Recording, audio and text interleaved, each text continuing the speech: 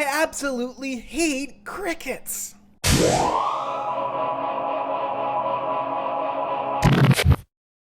Hey there everyone, my name's GamePar and welcome back to another episode from the Minecraft Cafe. I am in a brand new section of the underground base at the moment, and I have been grinding out the pumpkin and the melons in order to get as many wonderful emeralds as I can. And look at the zoom on this. It's got absolutely nothing to do with Optifine or anything like that because I'm not using Optifine right now, but it's just because I'm kind of crammed up in this really small space. I wanted to show you this new little section that I've got going on here.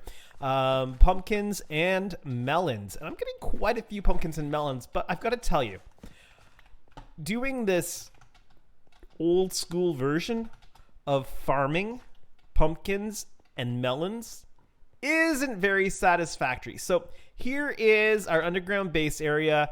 I got rid of the little farm that was here because it's in the way, and I just dug up here and dug a brand new pumpkin and melon section because I've been trying to get as many of these emeralds as I can because they're going to come in super handy in this update of Minecraft. But, you know, it's really annoyingly grindy doing this. So I think in today's episode, we need to research and find some way of making an automatic pumpkin and melon farm.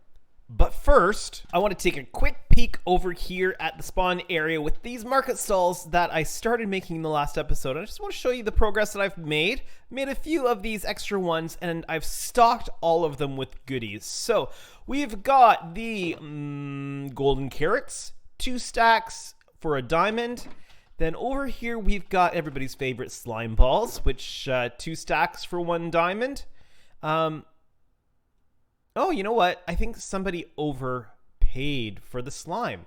1 diamond for 2 stacks. They paid 1 diamond for 1 stack. So I'm not quite sure who that was, but whoever you were, come back over and get your extra diamond. I don't really need to take your overpayment. Come on, feel free, grab your extra diamond. I'll just leave it there for now.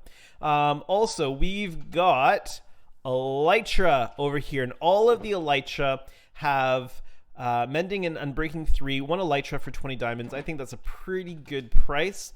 Over in this stall, we got the lanterns, and what did I say? 1 stack for 2 diamonds. And then we've got a bit of a library shop here, the books. And so we've got a wide variety of different books. The harder ones to get are 1 book for 4 diamonds. So some of the more powerful ones here, this side and this side. And then we've got other ones in here that are 1 book for 2 diamonds, including these. And mending. I've already had to restock mending. That seems to be pretty popular. But you can see that we've got a whole pile of books here. This one, we've got shulker boxes. We are selling a shulker box for 3 diamonds. And this one's like IKEA. Some assembly required. This was so that I could get more shulker boxes into each area. Plus, I wanted to keep the shulker boxes as the boxes that I'm selling out of. I didn't want to replace this with regular chests. And you can't put shulker boxes inside shulker boxes, right? So that was part of the deal here. And then, of course, we've got the rockets. 1 stack of diamonds for... Sorry, 1 diamond for a stack of rockets. Wow, 1 stack of diamonds? That would be really expensive. Now, this is something I've definitely been doing a ton of. And you know what? Even if we make an automatic pumpkin farm and an automatic melon farm, I don't think that there is any way that we could possibly automate this process. This is going to be the biggest grindy part. But if we can get that automatic farm going, man, it's sure going to expedite the process quite a bit.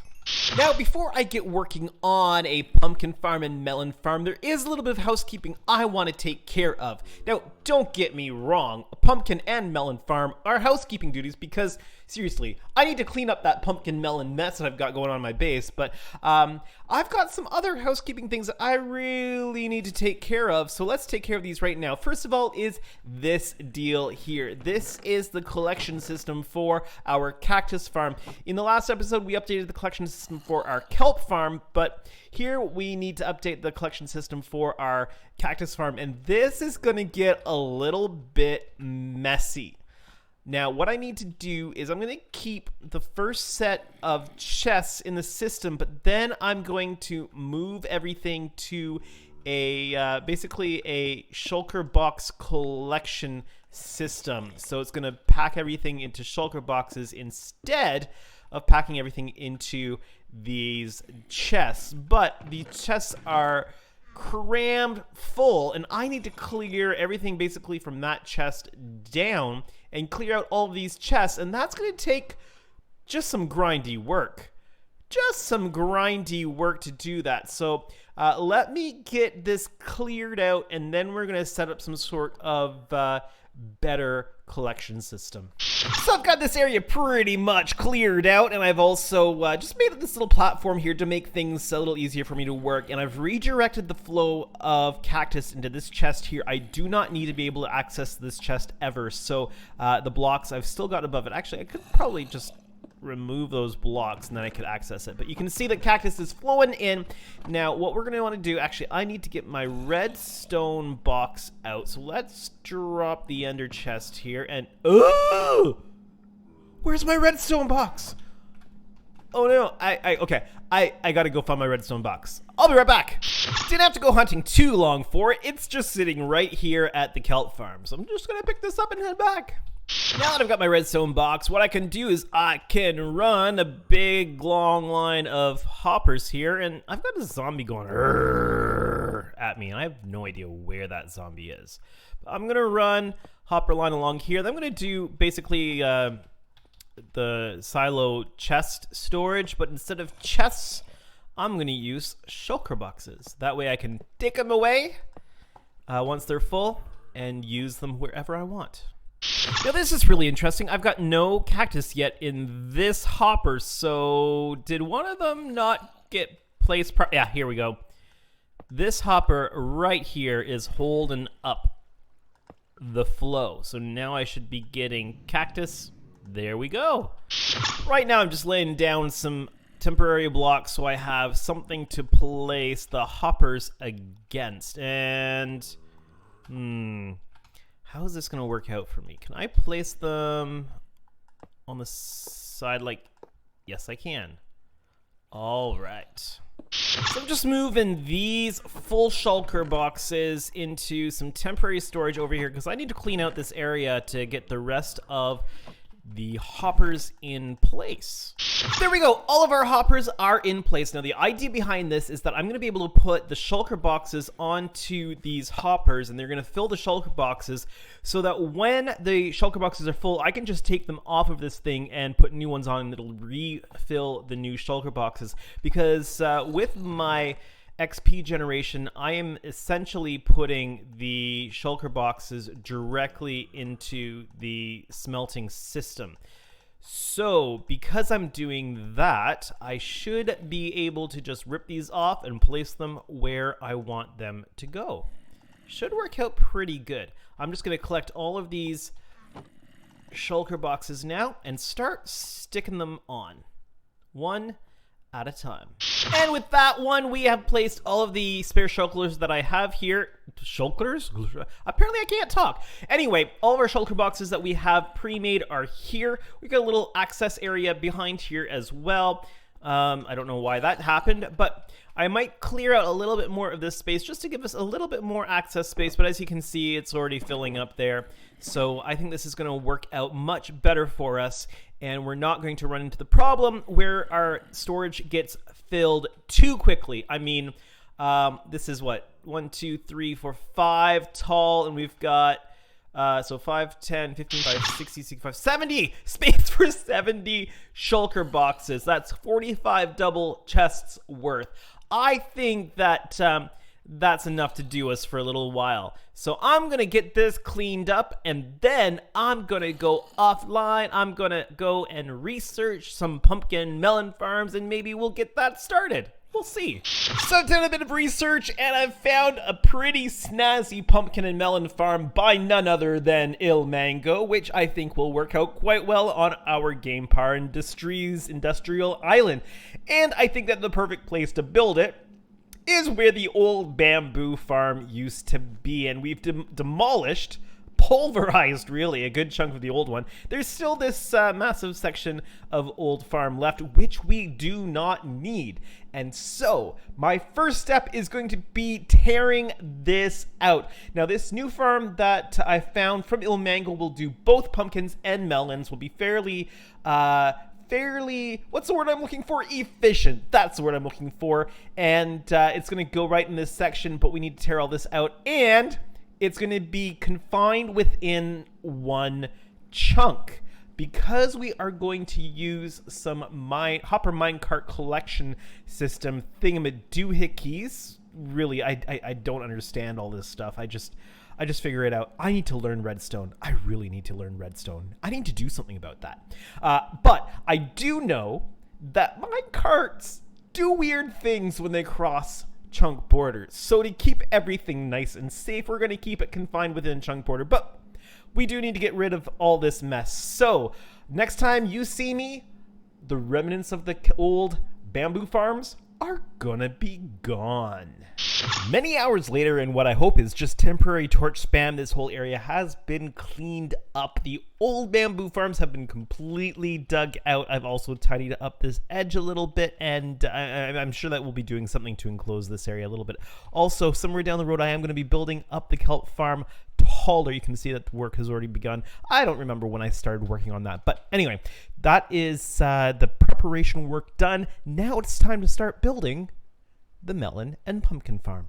So the first thing I need to do is decide where it is I'm going to build this, and I want it all self-contained within one chunk. So this area over here that's pretty close to the kelp farm is kind of taken up because the smeltery kind of is inside this chunk. And so what I think we're going to do is we're going to take this chunk right here. This is going to be our pumpkin melon chunk, and I've got a bunch of lime green concrete. I'm going to border the outside of the chunk with this so that I don't have to keep these grid lines on, and that'll give me some guidelines where we want to be. The mine carts I think cause problems going between chunk borders sometimes, so we want to keep all of that self-contained within this one chunk. The outside is marked out, and I've got a few reference blocks here. These two kind of mark the middle. Now this is going to be a 9x9 farm, and chunks are even. They're 8 on one side, 8 on the other, so 16 total. So this is just going to be off center a little bit. So I have placed down this block here, which we are going to designate as our center block, where water sources and light sources are going to be. These other light green blocks are marking out the edge of our area. Now what I'm going to want to do is decide where I want to have the collection area. And you know what? No, I need to keep that there. I'm going to keep the collection area probably over in this corner because there's the most space before we get outside the border of the chunk, and I'll be able to put some other I'll be able to put the redstone for the offloading system for the minecart, and I'll be able to create a bit of a dropper system to dump everything into storage. So this is going to be our working corner, and which pushes the... Actually, you know what? If I push the dirt into this corner... that's a smart idea. That's a much smarter idea, to keep everything into the chunk. If I push the farm all the way over to this corner, the actual growing area, then that'll give me extra space for redstoning over in the far corner. I think that is probably a smart idea. I'm going to readjust this. Then I'm going to lay down the redstone blocks to power the powered rails, and I'm going to lay down all the different tracks. So I should have the first layer of this farm built up by the time I bring you back. Also, if you hear a cricket in the background, no, Minecraft has not added crickets to the game, or at least yet. I mean, they're adding bees. They must be adding other kinds of bugs as well. Bees, I don't understand. But crickets, we have a cricket infestation around my place right now, and there's a cricket outside singing its song, and I'm sure it's making itself into the episode, but we'll have to just deal with that. First step of building the farm is complete, and I've gone away from more of the lime green to my more traditional GamePar colors. And I think that's going to look much better. But this is what we've got so far. I've actually built this thing up on stilts. That way we can have a super duper collection system underneath. And I did go along with putting the actual farm portion of this into the corner. That gives me all this space over here for redstone. So this is going to be my collection system, just your standard mine cart hopper collection system. And then on top of this, I'm going to be putting my layer of dirt on which the pumpkin and melon farm is going to be constructed. Now, as I said earlier, this pumpkin and melon farm is powered by Ilmango. And so if you want to see how to build this farm, because I'm not going to show you in this video because it's not my design, go over to Ilmango's video. Link is going to be in the description below. But let's get on to building this thing. Now, the audio in the next bit of my video is going to sound very differently. I just got a pop filter on my microphone, and hopefully that's going to help with some of the issues that I've had. However, that's not going to stop the cricket noises. I just got rid of 2 crickets in my studio. I hate the crickets. Now, I said I wasn't going to explain or walk you through building this, but I figured that since I've got a little bit of this built now, I'll just give you a quick glimpse to see what's going on here. But I do want you to go check out Ilmango's video if you want to learn how to build this thing. And essentially what's going on here, okay, I didn't turn that into regular land. We have a bit of a grid situation going on here. We have an observer looking at this plant, and when it changes state, just like that did there, it activates the through redstone wizardry. I'm gonna say through redstone wizardry, it sends a signal from the observer through this collection of stuff to the piston, and which will smash the pumpkin. So I guess when it changes state, once it's all fully grown and it bends over to make the pumpkin, it will cause the piston to go down and break the pumpkin, and then it's going to get collected by our collection system, which is just kind of doing its thing over here. I hope it's still running. Should be, yep, there's the minecart. It's still running, and it'll collect the broken pumpkins and melons and bring it all to this area. So I'm going to finish this off, and it'll be all sealed up next time you see it. We've got the whole thing built, and I've just got this wall left open here on this side. I've done that so that I can observe the pumpkins actually growing and getting smashed. So I'm going to let this thing run for a little bit. We'll let the plants grow so I can see the pumpkins and the melons actually grow, get smashed, and end up in the chest that's down underneath the hopper there. So I'm just in some test run phase, and then we're gonna call this first layer of the farm done. Now I will want to tile this farm up, and I'm going to try to create a bit of a collection system that will allow for us to be able to tile this thing up and collect everything in one area and have a bit of a sorter system so that we can separate the pumpkins and the melons from each other. But all I have to do now is sit here, listen to that cricket outside, and wait for some pumpkins and melons to grow. Oh, if you're wondering why it's doing that, it's because as these stems grow, it changes state, which the observers see and activates the system. So it's going to run for a little while without any pumpkins or melons to smash, but then they'll start growing and they should start smashing. So I just popped down here to build a little bit of a staircase so I could get up and down, and I happened to look into the chest and we already have some stuff coming in. It is already working. This is pretty cool. Yeah, this is gonna fill up pretty quickly, I think, because of the melon slices, but this is just temporary. We are going to create for ourselves a bit of a system that will spit them out into a drop tower, because we're gonna have multiple different levels, and they're gonna drop into a collection system where they will be sorted, melons versus pumpkins, into bulk storage underneath. But this is working. The farm functions. That is pretty awesome. I am happy with that. And you know what? With it working, I'm going to say that that's all the time I have for today's episode. I hope that you've really enjoyed it. If you did, make sure that you hit that like button. If you're new to my channel or you haven't done so yet, why not hit that subscribe button today? You will make me a very happy GamePar if you do. But as always, make sure that you take a few moments and check out the channels of the other Minecraft Cafe members. It's seriously worth your time to do so. Show them some love. And but for now, this has been GamePar playing on the Minecraft Cafe. Have a great day, everyone. Avery, what should everybody do? Subscribe. That's right. Subscribe.